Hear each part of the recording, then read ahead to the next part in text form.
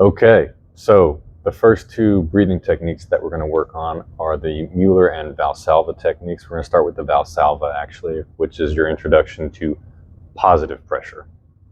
The Mueller is going to be your introduction to negative pressure. So positive pressure, inhalation, more or less, bringing the diaphragm up, expanding the rib cage.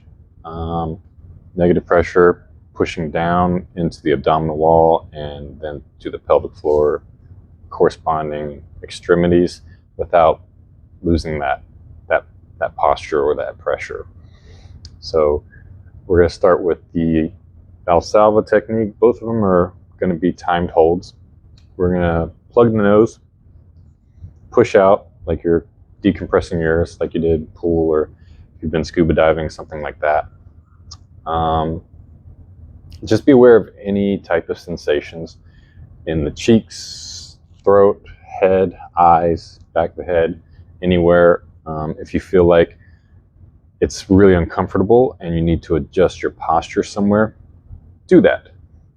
We're just using these as awareness and to create some warmth, some blood flow, some flow throughout the body.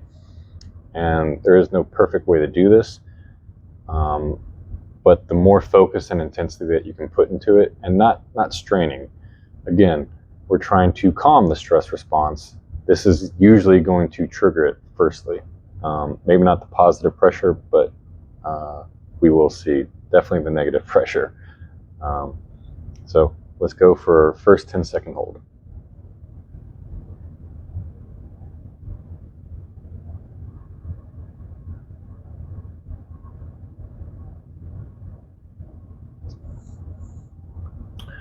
Okay, so again, take stock of what you just felt. Did you feel any stress, anxiety welling up? Did you feel tightness anywhere? Did you feel warmth? Did you feel any tingling, like blood rushing back to a limb that has been, cut off from circulation? Anything like that. We want to do like 30 seconds at least to recalibrate, let our body reset after that hold, and then we're going to go into a 20-second hold. So that's just about right amount of time, and let's go.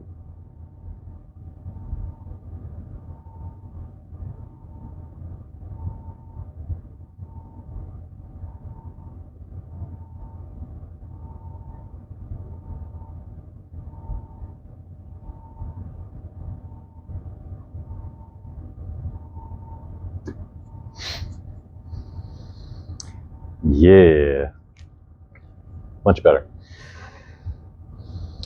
So if you find that you get really stressed doing these, then that's not a bad thing. It's not a good thing. It just kind of is what it is. It's where you're at right now. Over time, they will become more of just a warm-up to get the body flowing. It'll wake you up, and it'll prime you for more intense exercises, activities that we're going to be working on. But this is a fundamental thing that you need to pick up. Yeah. And the stress response thing, it's like we don't want to create so much intensity that we're building against what we're trying to work towards, which is a calming effect. So next we're going to go into the Mueller technique, which is, again, going to plug the nose, but trying to draw in, creating more of a vacuuming effect. And again, pay attention to your posture, any type of sensations. So let's go right into it.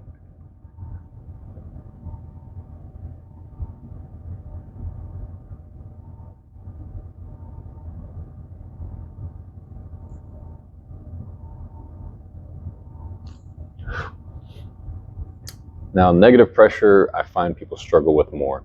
So this one might create more anxiety or just more of a struggle to get through, especially when we do the 20-second. That's like the real benchmark.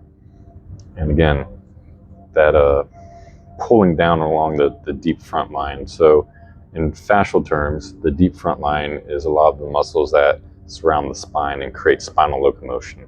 That's going to be a very important concept going forward, because all movement is basically derived out of spinal locomotion. Throwing a punch, throwing a kick, running, actual throwing, everything comes from that facilitation, from sacrum all the way up to your cervical and through the rest of your body.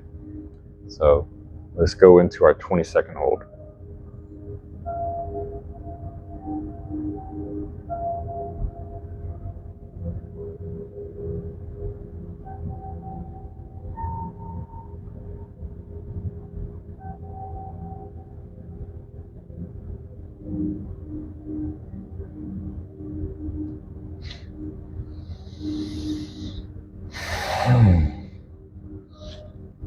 That's a good one. And I've been doing these for a while now because I've had to reshoot the video. So I've done a lot of breath work today already, in addition to a couple workouts. So yeah, I'm definitely feeling it now. And you can overdo these things. If you're like sitting at your desk, you're driving, and you start to feel like that pinching, right? Driving like this, feeling that pinch there or in the hip. You can use these techniques to create pressure within the body and kind of get a release. Not kind of, you will get a release just by